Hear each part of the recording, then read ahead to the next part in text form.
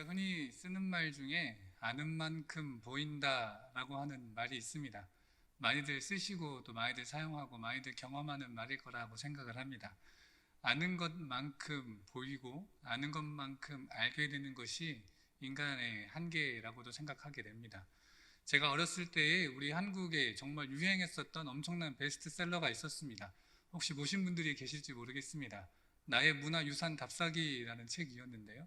정말 유명한 베스트셀러였습니다. 김홍준이라고 하는 이 역사학자가 쓴 책입니다. 한국의 지방들을 곳곳을 다니면서 그곳에 있는 수많은 문화, 유적, 사적들을 이렇게 하나하나 적어 놓았는데 단순히 그냥 적은 것이 아니라 일정한 기행문 방식으로 어디에서 어디를 가면 뭐가 있는데 그것은 이런 의미가 있고 이러한 양식이 있고 이러이러한 역사적인 가치가 있다. 참 훌륭한 작품이다. 또 거기서 얼마큼 더 내려가면 또 무엇이 있는데 그것이 갖고 있는 것은 역사적으로 이렇고 이 양식이 정말 아름다운 양식이고 정말 대단한 것이다 라고 하는 그런 기행문식으로 잘 쓴 책 3권까지 나왔던 걸로 기억하는데요. 그래서 그 책을 읽으면 우리나라 지방 곳곳에 숨어있는 수많은 유적지들을 쉽게 또 재미있게 아주 술술술 읽어갈 수 있었던 책으로 기억합니다. 저희 집에도 그 책이 있었습니다. 그래서 그 책을 재밌게 봤던 기억이 나는데요. 그 책이 이제 베스트셀러가 되면서 우리나라에 불었던 그 열풍이 어떤 것이 또 있었냐면 나회 문화유산 답사기 책 그대로 여행 다녀보기 뭐 그런 게 열풍이 불었던 적이 있었습니다. 혹시 성도님들 중에서도 그 책을 들고서 여행 가신 분들이 계신지 모르겠습니다. 그 책에 나왔던 그 기행문의 그 방식처럼 책을 한 장 한 장 넘겨가면서 여기서 내려가면 이게 여기 있다 발견하면서 사진 찍고 가고요. 이거 그때는 그냥 지나간 거였는데 참 좋은 것이고 되게 대단한 것이구나 그런 것들을 발견하는 그런 일들이 벌써 한 20년도 더 된 것 같습니다. 제가 초등학교 고학년 때의 일이었으니까요. 그런데 이제 그 책이 유행하게 되면서 사람들이 깨닫게 된 것이 앞서 이야기했던 아는 만큼 보인다라는 것이었습니다. 왜냐하면 그전에는 그냥 지나쳤던 길가의 돌 조각이었었는데 이 책을 보고 공부하다 보니까 이 조각이 정말 대단한 이런 역사적 가치가 있는 거구나 새롭게 다가오게 됐기 때문에 그렇습니다. 그 돌 조각을 보면서 또 작은 탑을 보면서 작은 돌 무더기를 보면서 그 안에서 새롭게 경험되어지는 것들이 있어졌던 것을 예전에 뉴스 기사를 통해서 봤던 기억도 납니다. 무슨 말을 하고 싶으냐면요, 아는 만큼 보인다라고 하는 것, 우리가 아는 만큼 새로워지기 마련입니다. 몰랐을 때는 그냥 지나갑니다. 몰랐을 때는 아무것도 아닌 것입니다. 하지만 이것이 무엇인지 알게 되어야만 그것을 통해 우리는 발견하게 되고 그 발견한 것을 통해서 우리는 성장하게 됩니다. 성장함으로 인해서 우리는 새로운 존재가 되어지기 마련입니다. 그렇기 때문에 안다는 것은 정말 중요한 것입니다. 그런데 우리가 알아야 할 것들이 정말 여러 가지가 있는데 알미 필요한 순간들이 너무도 많이 있는데 그 중요한 대상 중에 하나가 바로 나 자신이라고 이야기할 수 있을 것 같습니다. 우리 성도님들께 감히 한번 질문을 드려보고 싶습니다. 성도님들은 본인 스스로를 얼만큼 알고 계신가요? 내가 왜 이러지? 이러는 말을 스스로 되뇌실 때가 많지는 않으신가요? 사실 우리가 살아가면서 나조차도 나 자신을 모를 때가 정말 많은 것을 발견하게 됩니다. 이 이야기와 비슷하게 한 가지 더 드릴 말씀이 있다면 사랑에 대한 것인데요. 아는 만큼 보이는 것인데 사랑에 대해서도 비슷한 말이 있습니다. 어떤 말이 있냐면 사랑받은 사람이 사랑할 수 있다라는 이야기입니다. 많이들 들어보셨고 많이들 사용하셨을 말이라고 생각을 합니다. 사랑받아본 사람이 사랑받아본 경험 때문에 어떻게 해야 사랑을 표현하고 어떻게 해야 사랑을 전달하는 것인지 잘 알 수 있게 됩니다. 가끔씩 그런 이야기들을 많이 듣습니다. 나는 어려서부터 부모님께 사랑받지 못해서 어떻게 사랑해야 되는지 모르겠어. 내 자식에게 어떻게 해야 내 사랑의 마음을 전달할지 잘 모르겠어. 그렇게 이야기하는 사람들도 있는 것을 종종 발견합니다. 참으로 안타까운 일인데요. 아는 만큼 보이는 것처럼 사랑을 받아본 사람, 다시 말해서 이것이 사랑이구나라는 것을 아는 사람이 사랑할 수 있게 됩니다.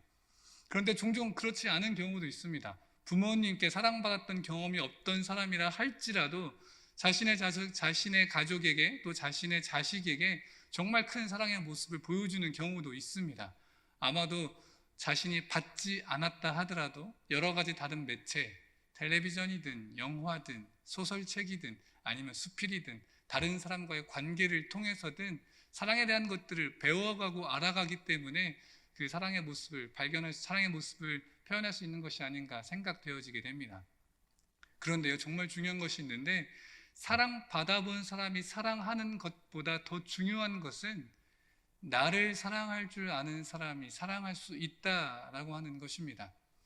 사랑받지 못했다 하더라도 사랑할 수는 있습니다. 왜냐하면 다른 것들을 통해서 사랑에 대한 것들을 배워갈 수 있기 때문입니다. 조금 부족할 수는 있어도요.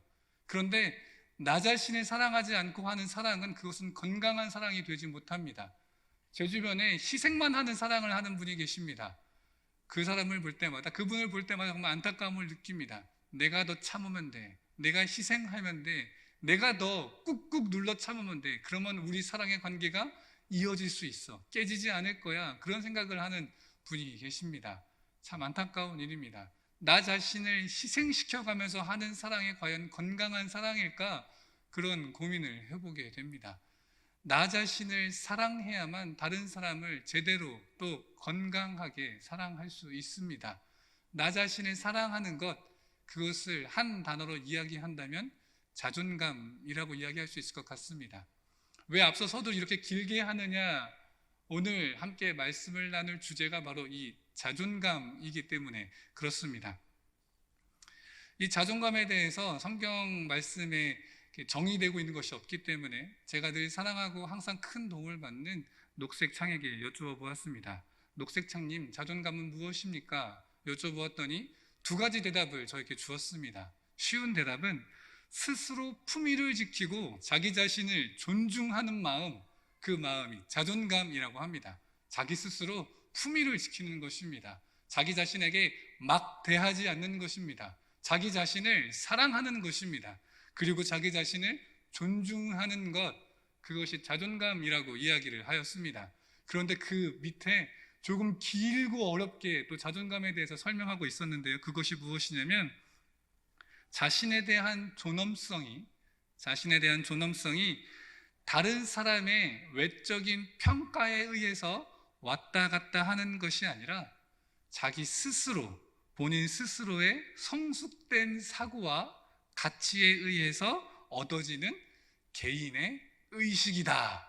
되게 어렵게 길게 써놓았는데요. 쉽게 이야기하면 다른 사람이 뭐라고 하느냐에 따라 상관없이 자기 스스로 자신을 아끼고 사랑하는 마음이라고 쉽게 요약할 수 있을 것 같습니다. 자존감이 바로 그런 것입니다. 자기 자신을 사랑하는 것입니다. 자기 자신을 아껴주는 것, 자기 자신을 존중하는 것. 그런데 그 이유가 무엇이라고요? 다른 사람들의 평가나 다른 사람들의 잣대가 아닌 그저 나 자신을 사랑하는 것, 그저 나 자신을 아껴주는 것, 그것이 자존감이라고 하는 것입니다. 다시 한번 우리 성도님들께 한번 여쭤보고 싶습니다. 우리 성도님들은 자존감이 안녕하신가요? 나 자신에 대해서 아껴주고 사랑하는 마음이 우리 성도님 마음 가운데 있으신가요? 이 자존감과 비슷하지만 전혀 다른 의미로 쓰이는 것이 바로 자존심입니다. 가끔씩 그런 분들이 계십니다. 자존감은 없는데 자존심은 엄청 센 분이 계십니다. 근데 여러분, 자존감과 자존심은 전혀 다른 것입니다. 자존감은요, 앞서 이야기한 것처럼 절대적인 것입니다. 다른 사람이 뭐라고 하든 다른 사람의 평가가 어떻든 신경 쓰지 않고 나 자신을 아껴주는 것입니다. 그런데 자존심은 상대방이 필요합니다. 내가 더 잘났어. 네가 뭘 알아? 내가 옳은 거야. 내가 더 잘났지. 내가 너보다 더 낫지. 그게 바로 자존심입니다. 이 자존심을 갖기 위해서는 반드시 나의 자존심에 깔아뭉개질 상대방이 필요합니다. 여러분들은 어떠신가요? 자존감으로 살아가십니까? 자존심으로 살아가십니까?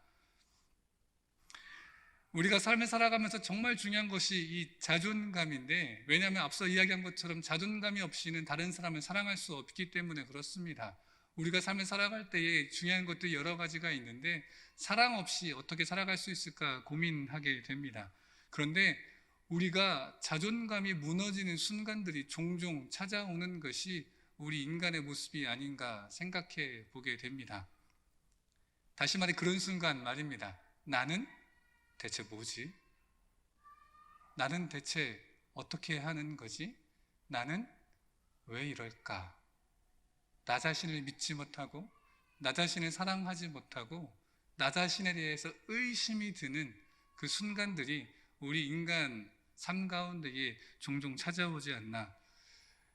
불행할 때도 그렇고요. 왜 이렇게 되는 게 하나 없는 거야? 왜 이렇게 나는 마음먹은 대로 되는 것 없고 나의 인생에는 실패만 가득하고 나에게는 주어지는 것이 이렇게 없는 거지? 라고 생각할 때도 우리의 자존감이 무너집니다. 그런데 종종 우리가 정말 행복할 때도요, 내가 대체 뭐길래 이렇게 행복해도 되나? 라고 하는 생각이 들 때도 있는 것이 사실입니다. 그런데 우리가 오늘 읽었던 이 성경 말씀 가운데에 자존감이 바닥을 쳤던 인물에 대해서 기록하고 있습니다. 누굴까요? 욥입니다. 우리는 어려서부터 욥에 대해서 많이 들어봤습니다. 특별히 모태신앙으로 어려서부터 주일학교에 다니고 주일학교에서 설교 말씀을 듣고 성경 공부를 하셨던 분들이라면 욥에 대해서 너무도 잘 알고 있습니다. 욥이 어떤 사람입니까? 엄청난 부자.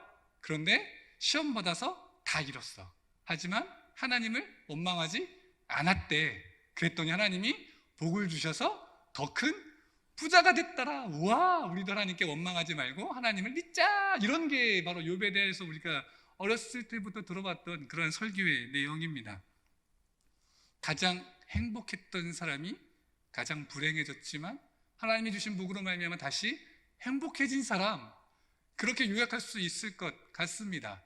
물론 욥기서의 내용은 그것이 메인이 아닙니다. 그것이 주된 내용이 아닙니다. 욥기서에서는 왜 의인에게 고난이 찾아오는가에 대한 여러 가지 수많은 동방세계 그 당시의 지혜적인 내용들이 가득하고 그 가운데 하나님의 응답하심이 나와 있는 것이 주된 내용이지만 우리가 흔히 알고 있는 욥의 내용은 그렇습니다. 욥이 부자였는데 욥이 불행해졌고 다시 행복해진 이야기. 왜? 하나님을 믿음으로 의심하지 않고 원망하지 않았기 때문에. 우리가 오늘 욥의 인생을 한번 살펴보면서 우리의 자존감을 한번 살펴보기를 원합니다. 욥은 앞서 이야기했던 것처럼 정말 행복한 사람이었습니다. 그런데 여러분 그것 알고 계십니까? 행복과 불행은 한 끗 차이라는 거 말입니다. 다시 말해서 행복한 사람일수록 불행해지기가 쉽습니다. 되게 충격적인 내용인데요. 저도 어려서 이것을 알지 못했었는데 나중에 커다 보니까 또 책을 읽다 보니까 불행과 행복은 오히려 불행할수록 행복하기 쉽다라는 것을 알게 되었습니다. 이게 무슨 이야기냐면요, 여러분 한번 상상해 보십시오. 가진 것이 아무것도 없고 실패에 실패만 경험했던 사람, 그리고 모든 성공과 모든 것을 다 가지고 있는 사람, 이 두 사람이 있다고 할 때 어떤 사람이 더 행복하기 쉬울까요? 항상 성공만 했던 사람이 행복하기 쉽겠습니까? 아니면 항상 불행하게만 했던 사람이 행복하기 쉽겠습니까? 누가 더 행복할 수 있을까요? 지금의 상황 말고요, 미래에서 말이죠. 길을 가다가 1,000원만 주어도 행복할 수 있는 사람은 가진 것이 아무것도 없이 오늘 저녁 뭐 먹지라고 할 수 있는 사람입니다. 그런데 돈이 엄청 많은 사람은 가다가 1,000원을 주어도 기분 좋을 수 있지만 그것이 행복으로 연결되어지지 않습니다. 그것이 행복과 불행의 연결점인데요. 욥은 정말 행복한 사람이었습니다. 그의 인생은 정말 어떻게 보면 완벽하다 못해 완벽의 완벽을 겸한 사람이 바로 욥의 인생이었습니다. 욥의 상태를 한번 살펴볼까요? 그에게는 아들 7이 있었습니다. 행복할지는 모르겠습니다. 그런데 어쨌든 아들이 7이 있었습니다. 딸도 3이 있다고 합니다. 다복한 가정이었습니다. 그리고 양이 700마리, 낙타가 3,000마리, 소가 500쌍, 암나귀가 500마리, 그리고 수많은 종, 동방의 최고의 부자. 그저 돈이 많은 부자가 아니라 야, 저 사람은 동방의 최고의 부자야. 다시 말해 부와 명예를 동시에 준 사람, 바로 욥이었습니다. 돈만 많았을까요? 명예만 있었을까요? 그는 매 생일마다 식사를 함께 했던 사람이었습니다. 자식이 10명입니다. 매 생일 때라고 했으니까 본인의 생일, 아내의 생일, 자식 10명의 생일. 자식들이 만약 결혼했다면 그들까지 다 챙겼겠죠. 적어도 1년에 10번 이상, 아니 12번, 한 달에 한 번 이상은 모여서 함께 식사했던 사람이었습니다. 그것만 가지고 판단할 수는 없지만 어쨌든 욥의 가정은 화목의 모습이 보이는 가정이었습니다. 돈도 많지요, 명예도 있지요, 가정이 화목하기까지 합니다. 더군다나 이 욥은 매년 하나님 앞에 성결하기 위해 혹시라도 모르는 중에 죄를 지었을까 걱정하여 하나님 앞에 제사를 지내고 스스로를 깨끗게 하였던 의로운 사람이었습니다. 완벽하지 않나요? 돈도 가지고 있고요, 명예도 있고요, 자식들도 많고요, 화목한 데다가 하나님 앞에 신실한 마음으로 나아가는 믿음의 사람이었습니다. 다시 말해 내가 가지고 있는 것, 하나님이 주신 것이라는 믿음 안에서 그저 교만함이 아닌 겸손함으로 감사한 마음으로 하나님 앞에 자신의 인생을 드리며 살아갔던, 물질적으로도 정신적으로도 영적으로도 건강했던 사람, 강건했던 사람, 부유했던 사람, 그 사람이 욥이었습니다. 그렇게 행복한 삶을 살아갔던 욥, 앞서 이야기한 것처럼 행복의 끝, 행복의 위험성은 불행해지기 쉽다는 건데요, 이런 욥에게 어마어마한 불행이 닥쳐오게 됩니다. 우리가 잘 아는 것처럼 하루아침에 모든 재산이 사라지고 사랑하는 가족들이 죽음을 당하고 자신만 남게 됩니다. 나중에는 자신의 몸에 큰 질병까지 찾아오게 되지요. 하루 만에 물거품이 되게 되었습니다. 자신에게 있어서 가장 큰 행복의 이유였던 것이, 그것이 완전히 사라짐으로 인해서 오히려 불행의 원인이 되어버리게 된 것입니다. 애초에 가진 것이 없었더라면 오히려 나았을지도 모르겠습니다. 그런데 너무도 많은 것을 가졌었기 때문에 그 많은 것을 잃어버리는 순간 그에게 크나큰 불행으로, 누구도 감당할 수 없는 참혹함으로 그 욥에게 다가오게 되었습니다. 그런데 우리가 잘 아는 것처럼 욥은 그 순간에도 하나님 앞에 놀라운 믿음의 고백을 합니다. 바로 욥기 1장 21절의 고백인데요, 내가 모태에서 알몸으로 나왔사온즉 또한 알몸이 그리로 돌아갈지라, 주신 이도 여호와시요 거두신 이도 여호와시오니 여호와의 이름이 찬송을 받으실지니이다. 그렇게 고백합니다. 모든 것을 잃어버렸음에도 불구하고 그렇게 하나님 앞에 주신 분도 하나님이시니, 가져가신 분도 하나님이시니 하나님만 찬양 받으십시오. 범죄하지 않습니다. 원망하지 않습니다. 그런데 그것으로 끝났다면 정말 욥은 대단한 사람이다, 감히 저 사람 우리가 닮을 수 있을까, 그런 마음이 들었을 텐데, 그 이후에 욥의 친구들이 찾아오고 그들의 일주일간의 위로 뒤에 욥이 입을 열어 탄식하는 부분이 드디어 등장하게 됩니다. 욥의 참혹함을 본 새 친구, 이 유명한 새 친구가 찾아와서 욥에게 뭐라 이야기하지 않고 그저 일주일 동안 아무 말 하지 않고 밤낮 같이 있어 주었을 때에 욥이 입을 열어서 처음으로 했던 말이 무엇인지 아십니까? 내가 너무 고통스럽지만 그래도 하나님만이 찬송받으실 분이야. 이런 믿음의 고백을 한 것이 아니고요, 입을 열어서 저주합니다. 자신의 생일을 저주합니다. 자신이 태어난 날을 저주합니다. 내가 태어난 날이 저주받았더라면, 다시 말해 내가 차라리 태어나지 않았었더라면, 그렇게 자신의 생일을 저주하면서 자신의 자존감이 완전히 무너진 것을 친구들에게 고백하게 됩니다. 3장 1절에 이렇게 이야기합니다. 나에게는 평온도 없고 안식도 없고 휴식도 없고 이제는 다만 불행만이 나에게 남아있다. 그렇게 고백하게 됩니다. 저는 이 모습을 보면서 그런 생각을 하게 됩니다. 차마 하나님을 욕할 수는 없고, 나에게 믿음이 있기 때문에 하나님을 욕할 수는 없고, 그저 내가 욕할 수 있는 것, 나 자신, 나 자신의 생일, 나의 태어남. 차라리 내가 태어나지 않았다면 이 고통을 받지 않았을 텐데, 그렇게 자신의 자존감이 완전히 바닥치는 그런 모습을 욥기서 초반부를 통해서 살펴볼 수가 있습니다. 그러고서 이제 새 친구들과 함께 서로 문답을 합니다. 너의 불행은 이런 것 때문이야. 아니야, 나는 죄를 짓지 않았어. 아니, 너가 죄를 지었으니 벌을 받는 거야. 어떻게 아니 땐 굴뚝이 연기할 수 있겠어. 뭐 그런 내용들이 계속적으로 반복되어집니다. 그리고 욥이 그 이후에 탄식하면서 31장에 부르짖습니다. 뭐라고 부르짖냐면 전능자가 대답하기를 원하노라. 처음에는요, 자신에게 고통이 다가왔을 때 그렇게 멋있는 믿음의 고백을 했던 사람, 주신 이도 여호와시고 거두신 이도 여호와시니 여호와의 이름이 찬송을 받으실 것입니다. 그렇게 고백하고 찬양했던 이 욥이 시간이 지나서 자신의 인생을 저주하고 자신의 생애를 저주하고 그 이후에 자신에게 죄가 있다, 자신에게 탓하는 그 친구들을 향해서 참다 못해 전능자가 있다면 대답해 주십시오. 나의 잘못이 없습니다. 나의 의로움을 답해 주시기를 원합니다. 그렇게 탄식하는 것을 볼 수 있습니다. 그때 하나님이 등장하십니다. 이제 그 뒤 후반부에 하나님이 등장하셔서 욥에게 말씀하십니다. 나의 사랑하는 욥아, 너에게 고통이 다가온 것은 이러이러하기 때문이야 라고 말씀하시지 않고요, 차라리 그렇게 말씀하셨다면 우리에게 큰 위로가 되었을 텐데 하나님이 그렇게 말씀하지 않으십니다. 오히려 뭐라고 말씀하시냐면 욥에게 묻고 계십니다. 욥아, 너 창조할 때 어떤 일이 있었는지 알아? 내가 하늘의 별을 만들고 내가 땅에 기초를 세울 때에 너는 어디 있었지? 너는 그 일들을 알 수 있느냐? 오히려 욥이 대답할 수 없는 것들을 욥에게 묻고 계십니다. 그리고 욥에게 나타나셔서 그 말씀한 이후에 욥의 고백이 바로 오늘의 고백입니다. 42장 5절의 말씀인데요, 우리 다 같이 한 번 더 읽어볼까요? 같이 한번 읽어보겠습니다. 준비 시작.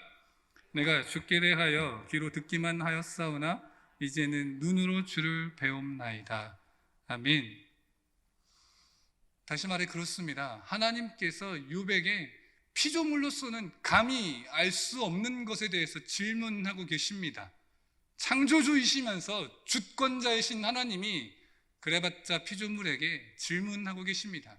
네가 이것을 아느냐? 네가 이것을 이해할 수 있느냐? 네가 지금 너에게 닥친 고난에 대해서 너는 의롭다, 너에겐 죄가 없다, 나보고 대답하라 그러는데 너는 그렇다면 내가 하는 그 모든 것들을 이해하고 알 수 있겠느냐? 오히려 하나님은 질문하고 계십니다. 사실 그렇지 않습니까? 우리는 그래봤자 피조물입니다. 알 수도 없고 이해할 수도 없는 하나님의 뜻 앞에서 우리는 사실 할 수 있다, 알 수 있다, 이해할 수 있다, 고백할 수 있는 것 없다, 그렇게 말할 수밖에 없습니다. 그 하나님의 질문 앞에 욥의 고백이 바로 오늘의 말씀입니다. 쉽게 이야기하면 그렇습니다. 나는 잘 모르겠습니다. 하나님 저에게 말씀하셨잖아요. 너가 이것을 아느냐?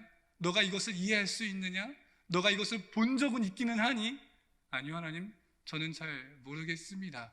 제가 주께 대해서 들은 것은 정말 많은데, 제가 하나님께 대해서 이러이러하신 분일 것이다, 그렇게 들은 것들은 많은데 그것들이 다 아무것도 아니고 오직 이제 내가 나를 찾아오신, 나에게 말씀하신 그 하나님을 눈으로 뵙습니다.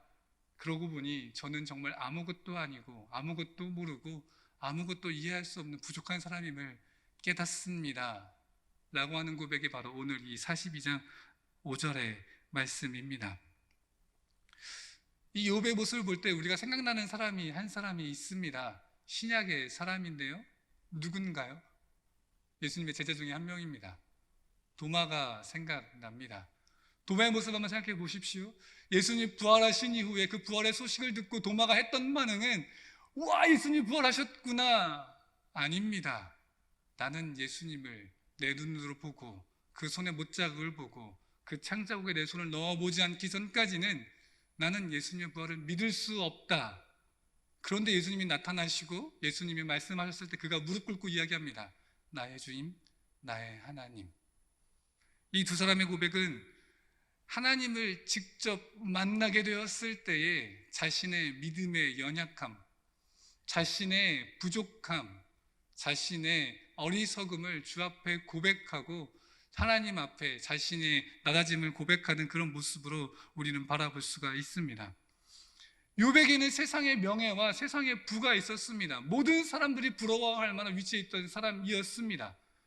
도마도 마찬가지였습니다. 물론 그의 착각이었지만 이제 예수님이 로마 군대를 물리치고 이 세상의 구주로, 이 세상의 왕으로 오셔서 자기도 그 오른쪽 혹은 왼쪽에서 왕 노릇할 것이라는 기대감이 그에게 있었습니다.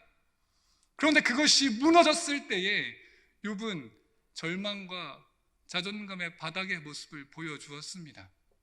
그 기대가 무너졌을 때에 도마 또한 나는 믿지 못하겠어. 너희들 부활했다고 하는데 아니, 나는 믿지 못하겠어. 믿지 못하겠다. 그런 부족한 모습을 보여주고 있습니다. 이것을 통해서 우리가 알 수 있는 것, 한 가지 얻을 수 있는 교훈은 바로 그것입니다. 하나님이 없는 세상의 것은, 세상의 것으로 이룬 자존감은 모래성일 뿐이다 라고 하는 것입니다. 여러분들은 자존감에 대해서 어떻게 생각하십니까? 앞서 이야기했지만 세상의 것으로 판단되어질 수 있는 것이 아닙니다. 다른 사람의 평가로 세워질 수 있는 것이 자존감이 아닙니다. 그런데 우리는 우리의 자존감을 세상의 것으로 찾을 때가 많이 있습니다. 내가 이만큼 부자니까, 내가 이만한 위치에 있으니까, 우리 가정이 이만큼 화목하니까, 우리 가정이 이런 믿음의 가정이니까. 물론 그것은 좋은 것일 수 있겠지만 때때로 그것이 나의 자존감이 될 때 문제가 됩니다. 세상의 것으로 이룬 모든 것이 우리의 자존감이 될 때에 문제가 시작되게 됩니다. 왜냐하면 세상의 것은 영원하지 않기 때문에 그렇습니다. 하나님 없는 세상의 것은 불행해지게 됩니다. 왜냐하면 이사야 40장 8절에 말씀하고 있는 것처럼 풀은 마르고 꽃은 시드나, 그렇게 기록하고 있는 것처럼 세상의 것 중에 영원한 것은 아무것도 없기 때문에 그렇습니다. 그것이 우리가 이룬 부라 할지라도, 우리가 이룬 명예라 할지라도 시간이 지나고 많은 시간이 흘렀을 때 그것이 무너질 때에 그 안에 하나님이 계시지 않는다면 오히려 우리 안에 불행으로 찾아오게 되는 것입니다. 영원한 것은 없기 때문에 우리 안에 하나님의 것으로 채우지 않는다면 오히려 우리는 행복한 것이 불행한 것으로 바뀔 수가 있다는 것입니다. 그런데 세상의 것이 아닌 하나님 안에 있을 때 우리는 발견하게 됩니다. 세상의 것이 있을 때는 내가 이만큼 했구나, 나는 참 대단해, 나는 참 굉장해, 나는 참 괜찮아 라고 하는 자존감을 느낄 수 있을지언정 하나님 앞에 서게 되면 우리는 정반대의 것을 경험하게 됩니다. 무엇을 경험합니까? 나는 아무것도 아닙니다. 그 고백을 하게 됩니다. 우리 성도님들, 하나님을 처음 만나게 되었을 때에 그때를 한번 돌이켜 보십시오. 하나님, 제가 이렇게 기도했어요. 주님, 제가 주님 만나기 위해서 이렇게 열심히 노력했고 이렇게 기도했는데 저를 만나주셔서 정말 감사합니다. 혹시 그런 경험을 가지고 계십니까? 아니면 오히려 하나님, 왜 나를 사랑하셔서 왜 자신의 아들까지 버리셨나요? 하나님, 주님, 왜 나를 사랑하셔서 왜 나 때문에 죽으셨나요? 오히려 이런 고백이 나오지 않지는 않으셨습니까? 주님의 나를 사랑하심 앞에 왜 나 같은 사람을, 어째서 나 같은 사람 때문에 주님이 죽으셔야 했습니까? 이렇게 부족하고 이렇게 연약한 사람 때문에 우리 주님이 고통받으셔야 했습니까? 왜요? 라고 하는 고백이 오히려 주님을 만날 때의 우리의 고백이 되어지지 않습니까? 우리가 하나님을 만나게 되면 오히려 우리의 부족함을 깨닫게 됩니다. 우리의 연약함을 깨닫게 되고요, 우리의 나약함을 깨닫게 됩니다. 우리의 죄인됨을 깨닫게 됩니다. 우리가 감히 하나님 앞에 설 수 없는 존재임을 깨닫게 됩니다. 그런데 정말 중요한 것은 나는 아무것도 아닌 것임을 깨닫게 되지만 그것이 자존감의 하락으로 이어지지는 않습니다. 세상의 것으로 이루었던 것이 모래성같이 사라질 때에 우리는 자존감이 사라지는 것을 같이 경험하게 됩니다. 그러나 주님이 우리를 찾아오셔서 우리가 주님을 만나게 되었을 때 그것이 자존감이 사라지는 것으로 변화되어지지 않습니다. 왜냐하면 아무것도 아니지만, 나는 아무것도 아니지만 그 아무것도 아닌 나를 하나님이 사랑하신다는 것을 깨닫기 때문에 그렇습니다. 나는 정말 아무것도 아니지만 그 아무것도 아닌 나를 하나님께서 채워주시기 때문에, 하나님의 은혜로 나를 채워주시기 때문에 하나님을 만나 나는 아무것도 아님을 깨닫지만 그것 때문에 오히려 우리는 자존감을 얻을 수가 있습니다. 하나님 안에 있을 때 우리는 발견하게 됩니다. 우리의 아무것도 아님을 발견합니다. 그러나 아무것도 아닌 나를 주님께서 채우시기 때문에 사도 바울은 갈라디아서 2장 20절을 통해서 고백합니다. 우리 같이 한번 갈라디아서 2장 20절 말씀을 함께 읽겠습니다. 시작. 내가 그리스도와 함께 십자가에 못 박혔나니 그런즉 이제는 내가 사는 것이 아니요 오직 내 안에 그리스도께서 사는 것이라. 이제 내가 육체 가운데 사는 것은 나를 사랑하사 나를 위하여 자기 자신을 버리신 하나님의 아들을 믿는 믿음 안에서 사는 것이라. 아멘. 이 갈라디아서 2장 20절 말씀이 바로 사도 바울의 자존감이었습니다. 그에게는 충분히 자존감으로 내세울 만한 것들이 많이 있었습니다. 태어나면서부터 로마인이었고 또 가말리엘 학파에서 가장 유력한 가말리엘 학파에서 공부하였던 수재였습니다. 바리새인이고 율법을 철저하게 지켰던 사람이었습니다. 그 누구에게도 꿀리지 않게 내가 이런 사람이야 라고 이야기할 만한 자존감이 있을 만한 사람이 바로 사도 바울이었습니다. 그러나 그는 세상의 것으로 자신의 자존감을 삼지 않았습니다. 그의 자존감은 바로 하나님의 것, 그리스도의 것이었습니다. 세상의 것은 있을 때 자존감이 될 수 있지만 세상의 것은 있을 때에만 자존감이 됩니다. 무너질 때는 절망이 될 뿐입니다. 그러나 하나님을 만나고 경험하고 하나님의 것으로 채울 때에 나는 아무것도 아님을 경험하지만 그런 나를 채우시는 은혜를 발견하게 됩니다. 내가 사는 것이 내가 이제까지 이루었던 이 대단한 것으로 사는 것이 아니라 오직 나를 사랑하사 나를 위하여 자기 목숨을 버리신 예수 그리스도, 세상의 모든 것들을 배설물과 같이 여기고 오직 내 안에 예수 그리스도만이 최고의 가치로 삼았던 이 사도 바울처럼 나를 채우시는 은혜, 나는 아무것도 아니지만, 내가 가진 것 아무것도 아니지만, 내가 누리는 것 다 하나님께 받은 것이기 때문에 그것들은 아무것도 아니고 오직 나를 채우신 하나님의 은혜를 경험하고 그것을 고백하는 것, 그것이 바로 우리가 가져야 할 진정한 자존감의 모습입니다. 하나님 앞에서의 겸손함, 나는 아무것도 아님을 깨닫는 겸손함, 전능하신 하나님을 인정하는 겸손함, 나를 채우실 하나님을 의지하는 겸손함, 이 겸손함이야말로, 하나님 앞에서의 겸손함이야말로 우리의 자존감입니다. 이 시간 우리가 함께 고백하기를 소망합니다. 나는 아무것도 아닙니다. 아무것도 아닌 나 하나님 만나주셔서 채워주십시오. 당신의 것으로 나를 채워주십시오. 나의 연약한 마음, 세상의 것으로 이루었기에 불안하고 언제 무너질지 모르는 이 연약한 자존감을 주님께서 채우셔서 주님의 것으로 바꿔주시고 주님의 것으로 살아가게 하여 주십시오. 그러기 위하여 주님 나를 만나 주시옵소서. 그렇게 고백하며 나아갈 수 있는 우리 모두가 되어지기를 간절히 소망합니다.